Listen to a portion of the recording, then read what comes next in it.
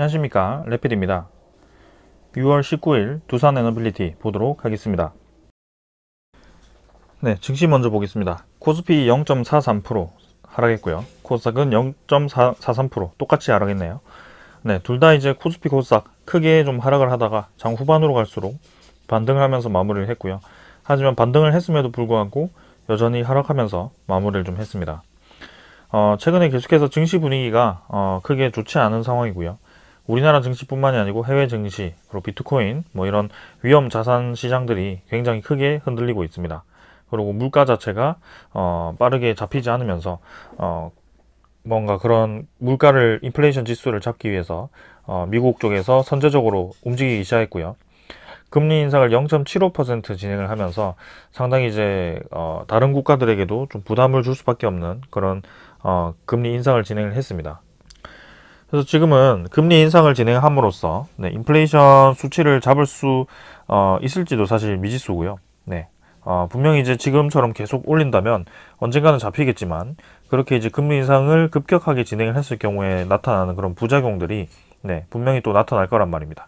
그래서 그런 것들에 대해서 우리가 또 다시 다가올 수 있는 그런 위험 변수로 만들어지고 있는 상황이고요. 특히나 이제 미국에서 그렇게 금리를 인상시킴으로써 우리나라가 이제 외국인 자본이 굉장히 많이 들어와 있는 상태인데, 그런 자본들이 크게 이탈을 할 수도 있다라는 그런 위험성도 있습니다. 그래서 그런 것들을 계속 좀 전체적으로 시장을 살펴보는 이 과정이 좀 필요할 것 같고요. 그래서 매일매일 좀 말씀을 드리고 있는 상황입니다. 일단 증시부터 먼저 보면 코스피는 외국인 투자자가 4천억 정도 매도를 했고요. 코스닥은 이제 기관 투자자가 1,000억 정도 매도를 하면서 좀 이제 지수를 끌어내렸습니다. 계속해서 이제 코스피 쪽에서는 외국인 투자자가 꾸준히 좀 이탈을 하고 있는 모습이고요. 16일에는 좀 매수를 했었지만 지금 17일에도 이렇게 매도를 크게 진행을 하면서 결국에는 계속 매도를 이어가는 추세를 유지를 하고 있다라고 보여집니다. 그래서 6월달 들어서 계속해서 이제 매도세를 이어가는 것은 꾸준히 이어지고 있고, 이 외국인 투자자의 이탈이 지금 감소화되는 추세가 보이지 않는다는 거죠. 그래서 환율이라든지 그런 국채금리 시장이 계속해서 좀 좋지 않은 방향으로, 우리나라 증시에는 좀 불리한 방향으로 진행이 되는 것이 사실이고요. 거기에 대해서 좀 급격하게 이탈을 하고 있습니다. 특히 주말에도 지금 비트코인 시장이 진행되고 있음에도 불구하고 그런 시장 자체가 계속 무너지는 모습이 보이고 있고요. 차주에도 지금 이제 내일부터 해서 새로운 장이 열릴 텐데, 그런 시장도 지금 움직임이 쉽지는 않겠다라는 것이 또 느껴집니다. 그래서 코스피도 지금 바닥 라인을 그냥 뚫고 내려간 상황이고요. 추가로 더 내려가다가 이제 양봉으로 좀 올리긴 했지만 계속해서 이제 저점을 갱신을 하고 있는 상황입니다. 그래서 일봉 자체가 그냥 무너져서 이대로 쭉 그냥 하락 추세를 유지를 하고 있는 상황이고, 지금 추가로 더 내려갈 수 있는 밴드가 조금 더 있긴 합니다. 그래서 2300선까지도 2400선 2300선 후반 정도까지도 지금 가능한 상황이기 때문에 그때까지도 좀 우리가 좀 차분히 지켜보아야 되는 상황이고요. 기관 투자자도 이제 좀 방어를 하는 입장이긴 하지만 여전히 뭔가 공격적으로 우리나라 증시에 대해서 매수를 하고 있는 것이 아닙니다. 그래서 이 기관 투자자도 저가 매입이 분명히 들어올 수 있는 타이밍이긴 하거든요. 그래서 그런 것들도 한번 주시를 해야 될 것 같고, 일단 이 시장 상황 자체가 좀 안정화되는 것이 우선이다라고 말씀을 드리겠습니다. 코스닥도 마찬가지고요. 그냥 이 지지 라인이 이탈되고 나서는 그냥 그대로 좀 밑으로 내리꽂아 버리는 그런 형태가 나오고 있고, 중간중간에 양봉이 나오더라도 이렇게 저점을 갱신하면서 쭉쭉 떨어져 버리는 상황이 벌어지기 때문에 그런 것들에 대해서도 좀 염두를 해두어야 되는 상황이다. 월봉도 꽤나 이제 많이 내렸고요. 추가적으로 더 하락할 수 있는 부분이 충분히 있습니다. 이제 반대로 코스피보다는 지금 외국인 투자자가 코스닥 쪽에는 조금 매수를 해주는 모습인데요. 일단 대형주 위주로는 크게 좀 이탈을 하는 것 같습니다. 아무래도 코스피 시장이 좀 형성하는 금액이 더 크다 보니까 그런 큰 시장에서는 좀 빠지고, 좀 기술주 위주, 그죠? 그런 위주로는 조금 매입을 좀 하는 것 같아요. 그래서 이 외국인도 이탈을 한 지 꽤 되었기 때문에 우리나라 증시에서 상당히 많이 빠져나갔기도 했고, 앞으로도 좀 더 나가긴 하지만 그래도 분명히 그 양은 정해져 있을 거고, 이런 시장 상황이 지금은 좋지 않지만 분명히 다시 반전이 올 수 있는 그런 상황이 생길 겁니다. 그래서 그런 상황까지는 조금은 우리가 보수적으로 접근을 해야 될 것 같고, 그런 외국인 투자자가 다시 들어왔을 때 본격적인 우리나라 증시가 반등을 할 수 있을 거다라고 생각을 하고 있습니다. 그래서 외국인 투자자에 대한 이 수급을 꾸준히 체크를 해볼 거고요. 기관 투자자 같은 경우도 뭐 일단 코스닥 쪽에서는 조금 매수를 하고 있지만 한 번씩 이렇게 매도를 하는 모습이고요.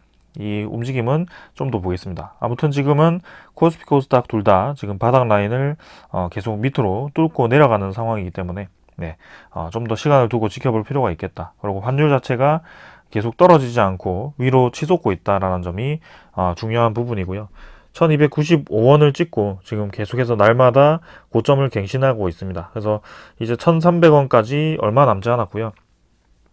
이 고점 라인을 그어봤을 때, 그죠? 이 꼬리 라인까지 거의 다 왔습니다. 그래서 지금 2010년도부터 2007년도 이상, 이때 이제 1300원 이상 올라간 적이 거의 딱 한 번 정도, 이때 한번 치고 나가고부터는 그 뒤로는 이제 1300원에서는 계속 이제 환율 방어를 해주는 모습이었거든요. 그래서 이번에도 좀 그런 과정이 나올 것인지, 아니면은 시장이 이제 충격을 좀 받아서 환율이 1300원 이상 치솟아 버린다면 우리나라 증시라든지 그런 좀 내부적인 이 경제가 좀 많이 타격을 받을 수도 있다라는 그런 평가가 많습니다. 그래서 환율 자체도 좀 방어를 해야 되는 상황이고, 거기에 맞추려면 우리나라도 어쩔 수 없이 미국 기준금리 인상에 대해서 맞추어 가지고 우리나라도 금리 인상을 파격적으로 진행을 해야 되고요.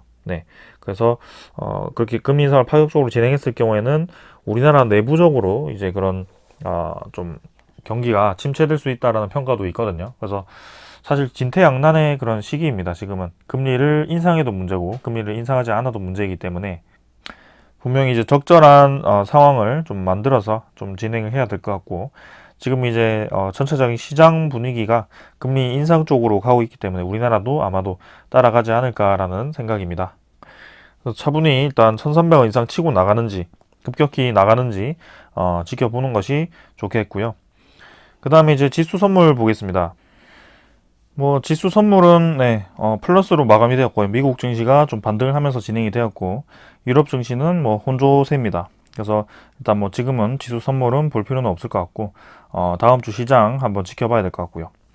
채권 시장도 지금 10년물 국채금리가 조금 내려가지고 3.2% 정도로 유지가 되고 있습니다. 그래도 종고점을 이제 돌파를 좀 한 상황이고, 계속해서 치고 나가는 것에 대해서는 변화가 없습니다. 그래서 상승세가 좀 꺾이지 않고 지금 환율과 같이 좀 올라가고 있어서 증시 전체에 좀 부담감을 주고 있는 상황이고요. 반대로 이제 암호화폐와 같은 이런 시장들은 계속해서 떨어지고 있는 상황입니다. 그래서 확실히 이제 시장 분위기가 지금은 물가가 아직까지도 고물가가 지속되고 있고, 그런 금리 인상이 진행되면서 환율도 지금 높아지고 있는 상황이고, 지금 두 개 다 좋지 않은 상황입니다. 그래서 그 금리 인상에 대해서 이 물가가 떨어지는 효과는 조금 더 있어야지 나올 것 같고요. 지금 이번에 0.75를 올렸는데 거기서 이제 바로 효과가 나올 것인지, 아니면 추가적으로 더 급격하게 상승을 시켜야지 시장이 반응을 할 것인지, 그런 것들도 좀 지켜봐야 하는 상황이고요. 일단은 그러니까 물류가 좀 회복이 되어야지 그런 것들이 이제 인플레이션 지수도 좀 내려갈 텐데, 이게 금리만 자꾸 올린다고 해서 좀 해결된 문제는 좀 아닌 것 같습니다.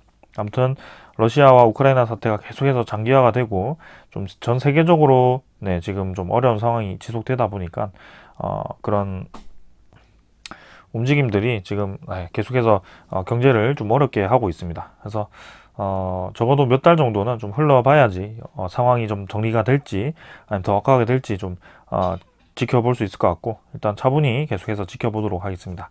자, 오늘 이 정도로 증시 보고 종목으로 넘어가도록 하겠습니다.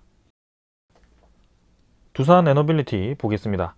100원 하락해서 17,050원으로 마무리를 했고요.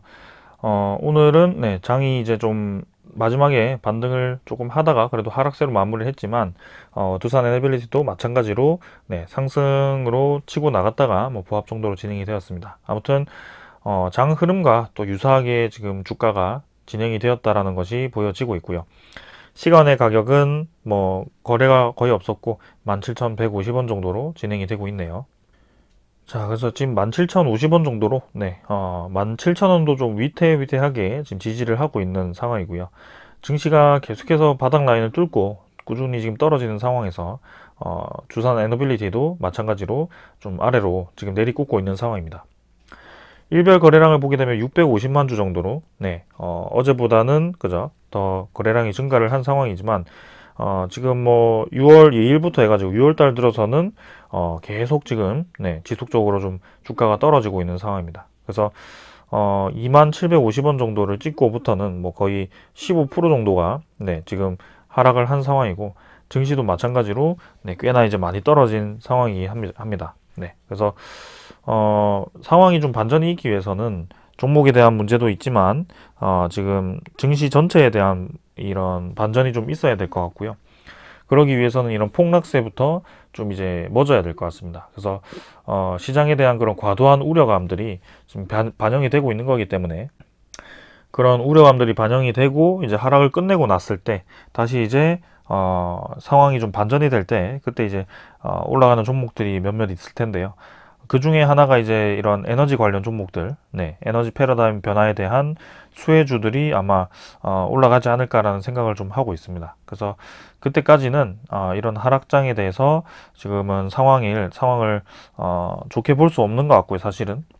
그래서 이러한 가격대는 잘 오지 않는 가격대이기 때문에 오히려 이제 매수할 수 있는 기회가 될 수 있다라고 계속 말씀을 드리고 있고요. 실제로 이제 개인 투자자분들은 이런 장에서, 공포스러운 장에서는 좀 이탈을 하지만, 그런 외국인 투자자라든지 그런 기관 세력들은 오히려 이런 잘 오지 않는 가격대에서는 주가 방어를 한다라고 하는 듯이 뭐 매입을 많이 합니다. 그래서 결국에는 이제 천천히 오랫동안 길게 가져갔을 때 이득을 볼 수밖에 없는 그런 시스템이고요. 주식시장이라는 것이.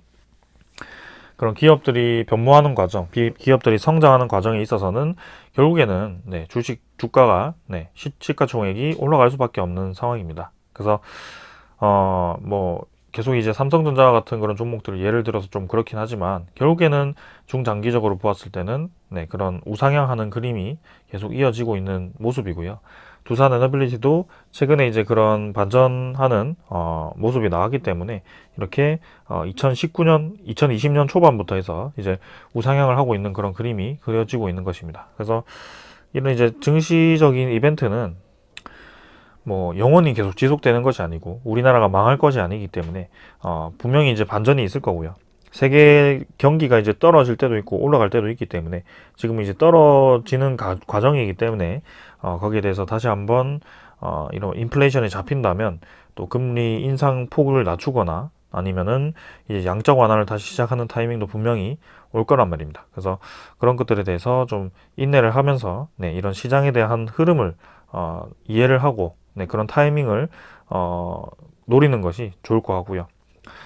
우리가 기다린 만큼 좀 성과가 나왔으면 했지만 사실 지금 이제 증시 분위기가 굉장히 좋지 않아지면서 그런 성과를 조금 더 미뤄야 되는 타이밍이 되었습니다. 그래서 좀 아쉽기는 합니다. 그래서 좀 못 기다리시는 분들도 계시는 것 같고요. 마음이 좀 흔들리시는 분들도 계시는 것 같습니다. 근데 그렇게 이제 그런 분들을 위해서 말씀드리는 것은, 지금 상황에서 이제 이 두산 에너빌리티만의 문제점을 가지고 매도를 하고 다른 종목으로 가더라도 사실 아주 유사한 상황일 겁니다. 혹시나 이제 좀 올라가는 종목이 있었다, 그리고 올라가는 과정에 있는 종목이 있다라고 했을 때는 아마도 그게 반짝 상승일 가능성도 충분히 있고요. 지금 이렇게 증시 전체가 떨어질 때는 그런 상승하는 종목을 따라가기보다는 오히려 이제 가치 있는 종목들이 값싸게 이제 떨어져 있는 경우에 그런 종목들을 매입을 해놓으면 결국에는 돌아오는 그런 사이클에 크게 이득을 볼 수 있는 상황이 생긴다라는 것을 좀 이제 초점을 두셨으면 좋겠습니다. 자, 그래서 그런 말씀을 계속 지속적으로 드리고 있고, 지금도 뭐 차트 분석 사실 뭐 크게 할 건 없지만 굳이 말씀드리자면 큰 박스권 틀이 어렵게 지금 유지가 되고 있긴 합니다. 17,400원을 사실 깨긴 깼습니다. 그래서 깨긴 깼지만 그래도 금요일에 그 저점을 완전히 깨버린 상황에서 다시 한번 양봉으로 밀어 올린 상황이고요. 최저점까지 이제 떨어질 건지 아니면은 이 정도쯤에서 이제 다시 한번 V자로 좀 증시가 반등을 하면서 다시 한번 올라갈 것인지, 아니면 L자로 이런 좀 횡보하는 그림을 그릴 것인지, 뭐 그 정도가 있을 것 같습니다. 그래서 만약에 더 떨어진다면 이제 진짜 이 15,000원 정도까지도 지금 가능성이 있거든요. 만약에 증시가 그때 이제 두산에너빌리티가 15,000원 정도가 되었다라고 했을 때는 아마도 코스피가 2,300, 2,200까지도 떨어지는 상황이 아닐까라는 생각을 하고 있고요. 그 정도면 이제 전체적인 시장 자체가 한 번에 뚝 떨어지는 상황이 될 거기 때문에 두산에너빌리티가 15,000원을 갔다가 중요한 것이 아니고 전체적인 시장이 얼마나 빠졌다라가 중요한 것이고요. 그리고 그 15,000원 포인트가 왔을 때 다시 한번 반등을 할 수 있는 힘이 있는지, 네, 그런 과정이 있었는지가 중요합니다. 그래서 이전에도 사실 뭐 유상증자 펼치고 나서 이렇게 뚝 떨어지고 이렇게 금방 올라오는 과정이 있었기 때문에 그런 것들을 생각했을 때는 충분히 이제 시장이 괜찮아지면 이런 뭐 15,000원 부분까지 고를 깊게 파더라도 이렇게 스프링처럼 반드시 단기간에 올라올 수 있는 힘이 있는, 네, 그런 종목이라는 겁니다. 그래서 이때도 이제 15,000원 정도에서 지금 24,000원까지 거의 한 달 만에 이렇게 쭉 올라가는 과정이 있었기 때문에 충분히 이제 그렇게 올라갈 수 있는 상황이고요. 이런 상황이 만들어지기 위해서는 분명히 매수 세력이 좀 적극적으로 매수할 수 있는 상황이 만들어져야 되는데, 지금 이제 기관 투자자라든지 외국인 투자자가 증시 전체에서 좀 적극적으로 매수를 하지 않고 있고 대형주 위주로의 그런 매도세를 이어가면서 좀 시장에서 빠지는 방향으로 진행이 되고 있단 말이죠. 그래서 그런 것들 때문에 사실 지금 그런 매수세를 기대하기가 어려운 시장이다라는 것이고요. 일단 많이 빠지긴 했지만 분명히 이제 시장이 좀 안정화가 되었을 때는 이렇게 쭉 힘없이 계속 뭐 2달, 3달 이렇게 떨어지더라도 이때까지만 하더라도 이제 26,000원에서 15,000원까지 거의 50% 정도 이상 빠지는 상황이었는데, 또 이렇게 금방 올리는 것을 보았을 때는 시장이 분위기가 좋아진다면 다시 올릴 수 있다라는 말이거든요. 그래서 일단은 좀 더 이런 시장 상황을 충분히 뭐 그냥 있는 그대로 받아들이고 좀 이해를 하자라고 말씀을 드리는 거고요. 다음 주가 뭐 어떤 식으로 진행될지는 모르겠습니다. 반등을 할 수도 있고 아니면 추가적인 더 하락이 나올 수도 있고 아니면 횡보를 할 수도 있고요. 그래서 그런 상황에 우리가 너무 집중할 필요는 없다라는 말입니다. 그래서 이런 상황이 이제 해결이 되었을 때, 좀 이제 저점 라인이 다져졌을 때 분명히 이런 가격대는 엄청나게 이제 좋은 매수 기회가 될 수 있고요. 시장이 반등할 때 이렇게 올라갈 수 있는 충분한 기회가 될 수 있다라고 말씀을 좀 드리겠습니다. 월봉도 뭐 사실 지금 상황에서는 우리가 뭐 추세 라인을 좀 보는데 이용되었지만, 이렇게 뭐 20월봉선이 깨졌다라고 해서 두산에너빌리티를 당장 손절을 해야 된다, 아니면 두산에너빌리티가 앞으로 계속 좋지 않을 것이다 라고 보기보다는 그런 시장 상황 자체가 지금 이렇게 만든 거기 때문에 모든 종목들이 아마 차트가 다 무너진 상황일 겁니다. 그래서 그런 것들에 대해서 집중할 필요는 없고요. 빠르게 이제 그런 것들을 캐치하고 시장 상황 하락 초기에 좀 빠르게 다 손절을 하고 이렇게 관망을 하고 있다면 뭐 당연히 그것도 한 방법이 될 수 있었을 겁니다. 근데 이제 그런 시장 상황을 냉정하게 판단하고 그게 딱 지금 내려간다라고 딱 포인트를 잡기가 쉽지가 않거든요. 여러분들도 뭐 오랫동안 시장을 보셔서 알겠지만 지금 이제 내려가는구나 이렇게 했을 때 결국엔 다 내리고 나서야 진짜 이 하락장이 깊었구나, 그래서 이때 이제 내가 손절을 했다면 돈을 손실을 이렇게 크게 보지 않았을 텐데 라고 얘기를 할 수도 있고요. 아니면 반등장이 또 오다가 그대로 이제 또 V자로 올라가는 경우가 있습니다. 그러면 내가 이 지점에서 샀으면 정말 큰 돈을 벌었겠네, 이런 이제 얘기를 많이 하시거든요, 보통은. 근데 막상 이제 그 시장 상황에 들어갔을 때 그거를 정확하게 판단하고 그 시점이 저점인지 그 시점이 고점인지 판단하기가 굉장히 어렵다는 말이죠. 그래서 내려갔다가 올라갈 수도 있고 올라갔다가 내려갈 수도 있는 상황인데, 그럼 어떻게 이제 어떤 근거로 100% 확신을 하면서 그걸 투자를 할 수가 있단 말이죠. 그래서 결국에는 그런 시장 자체를 이해를 하고 그런 시장을 예측하기보다는 어느 정도 뭐 전체적인 시장 흐름을 이해하는 것은 맞지만 시장을 감히 예측하려고 들지 말고 그런 시장에 대한 대응력을 늘리는 것이 저는 맞다라고 보고 있습니다. 그래서 이런 뭐 정확한 저점, 정확한 고점 이런 포인트를 잡기보다는 어느 정도 중간 라인쯤에 쫙 걸쳐가지고 서서히 이제 시장 흐름을 이해를 흐름을 따라가다 보면은 여기 뭐 올라도 되고 내려도 되고 뭐 그런 상황이 됩니다. 그래서 우리가 이 중간 지점을 잡았다면 평균선에 대한 그런 수익률만 챙기면 되는 거거든요. 그래서 투자를 이제 그런 기업에 대한 가치를 보고 투자를 하는 것이 아마도 이런 흔들림에 대해서 무뎌지게 하기 위해서, 그리고 우리의 그 투자 방향에 대해서 좀 더 확신을 갖기 위해서 아마 그렇게 진행을 하는 것이라고 저는 계속 말씀을 드리고 있는 거고요. 그렇게 투자하시는 분들이 많아졌으면 저는 좋겠습니다. 돈을 지금 뭐 빨리 버는 것도 중요하지만 이런 공포스러운 이런 좋지 않은 시장에서는 분명히 이제 어려운 시장이 있거든요.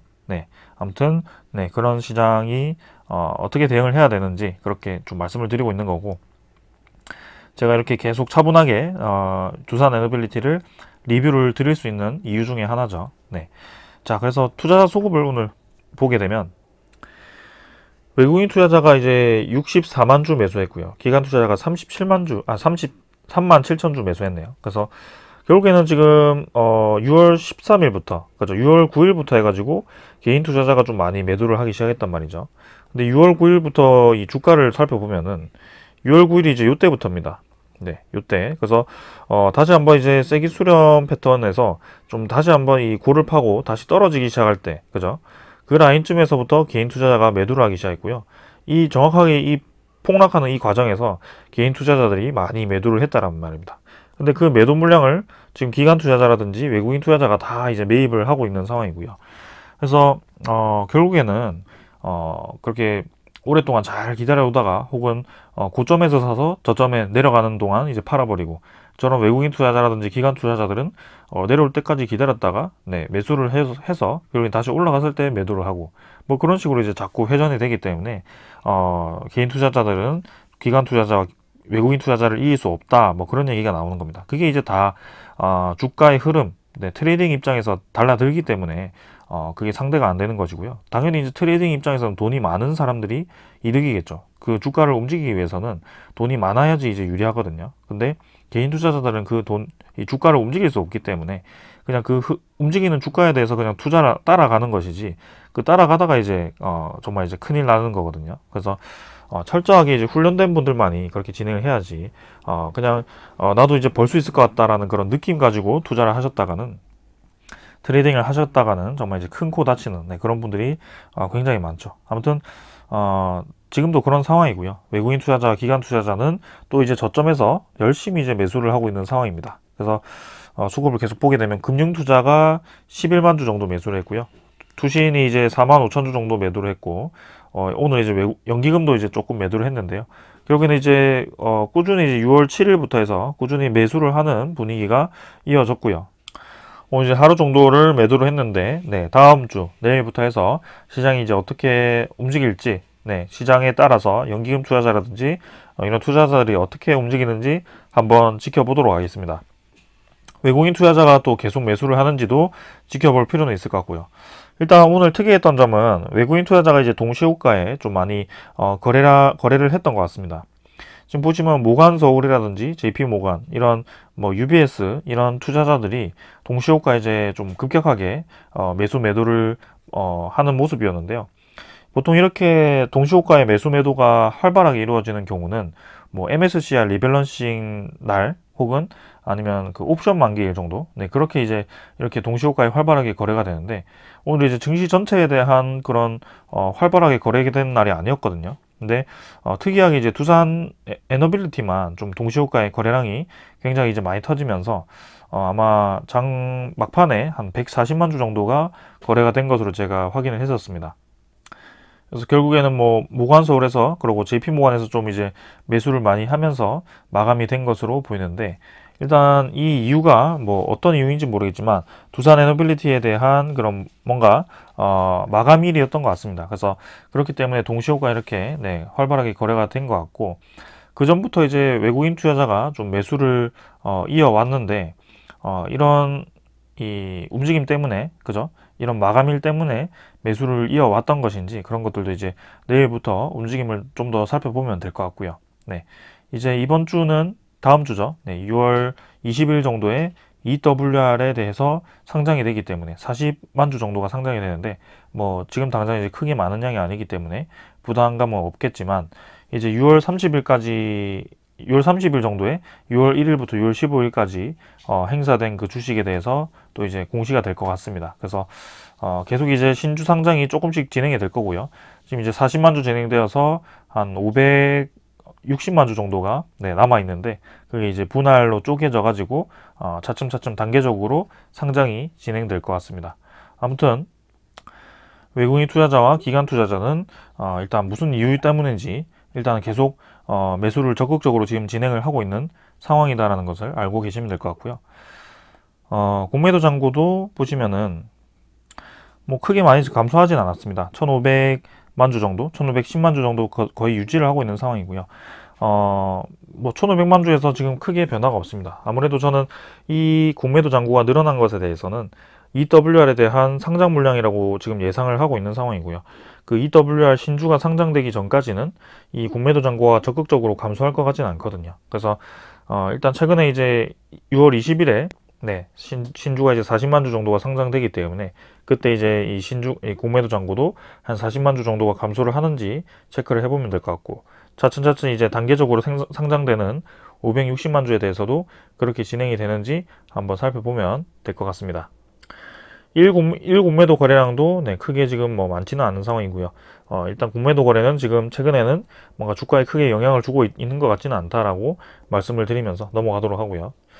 자, 그 다음에 대차 잔고도 한번 확인해 보면, 대차 잔고도 이제 체결이 또 50만 주가 진행이 되었습니다. 지금 계속해서 매일매일 50만 주씩, 40만 주 정도씩 꾸준히 지금 대차 거래가 늘고 있고요. 6월 10일부터 해가지고 한 6일 정도 꾸준히 지금 늘어나고 있는 상황입니다. 그래서 이 뭐 주체가 누구인지 무슨 이유인지는 사실은 잘 모르겠습니다. 근데 일단 꾸준히 지금 50만 주씩 늘어나고 있는 상황이고요.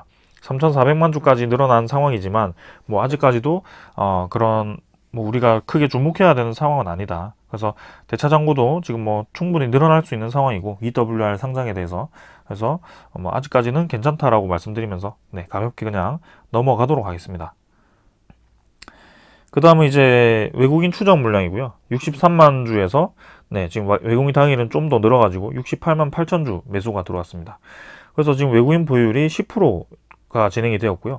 최근에 이제 근래 들어가지고 외국인 보유율이 지금 10%, 이렇게 두 자릿수까지 올라갔던 적은 제가 거의 없었던 것 같습니다.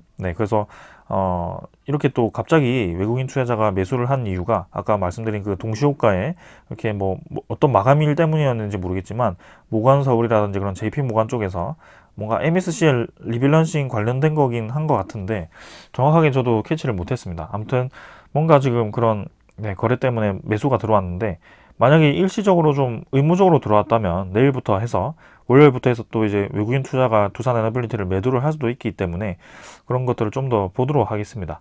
근데 일단 10%까지 이렇게 올렸다는 것은 조금 관심이 가네요. 그래서 외국인 투자자가 계속 매수를 하는지 아니면 내일부터 해서 다시 매도로 전환을 해서 또 빠져나가는지 한번 지켜보면 될 것 같고요.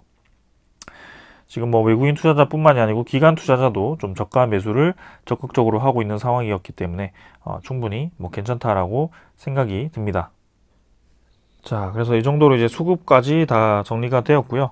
자, 몇 가지 이제 소식을 좀 전해드리면서 마무리하도록 하겠습니다.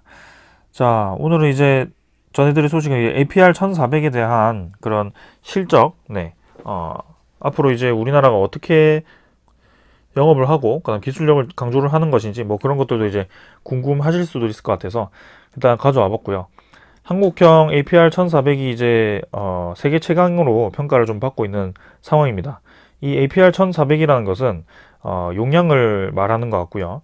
원전에 대해서도 그 크기에 따라서 생산할 수 있는 전력량이 있기 때문에 이거는 1400이라는 것은 1400메가와트를 생산할 수 있다라는 그런 말입니다. 최근에 이제 우리나라에서도 건설이 검토되고 있는 신한울 3, 4, 5기라든지 아니면 폴란드 원전 쪽도 그렇고 체코 원전 쪽도 그렇고 일단 1000메가와트급 아니면 1400메가와트급이 많이 검토가 되고 있습니다. 그래서 1400메가와트급이 상당히 이제 경쟁력이 있으면 수출함에 있어서 많이 유리한 상황이 될 텐데, 지금 보시면은 우리나라가 이제 한국형 3세대 원자로 APR 1400을 이렇게까지 많이 공급을 했습니다. 최근까지 이제 건설 중인 원전이 지금 총 6개가 있고요. APR 1400 모델만 우리나라에서도 지금 4개 정도가 신규로 지금 건설이 진행이 되고 있습니다. 그래서 4개 정도가 이제 건설이 완료가 되고 이제 운전이 되기 시작할 텐데, 그 다음에 이 바라카 원전도 마찬가지고, 그래서 총 6기가 추가로 건설이 완료되고 검증이 될 예정입니다. 그래서 그만큼 이 APR 1400 모델에 대해서 많이 지금 전개가 되었고, 건설이 전개가 되었고, 검증할 수 있는 충분한 데이터가 쌓이고 있다라고 말씀을 드리고 싶고요.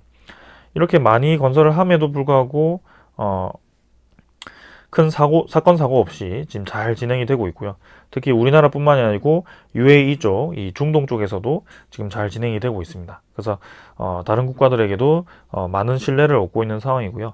특히나 이제 그 유력한 경쟁자들, 미국이라든지 프랑스 쪽과 비교를 하더라도 원전 건설 비용이 상대적으로 엄청나게 이제 저렴을 하기 때문에, 우리나라가 APR 1400 하나 건설하는데 5조밖에 들지 않거든요. 다른 국가들은 뭐 10조 정도? 10조 정도가 검토가 되고 있기 때문에 이게 건설 비용 입장에서는 상대가 되지 않습니다. 그래서 단 하나가 이제 문제가 있는 것은 APR 1400에 대한 원천 기술이 그 미국 쪽에 있기 때문에, 그런 미국에 대한 동의를 얻어야지 수출할 수 있는 그런 것들이 있습니다.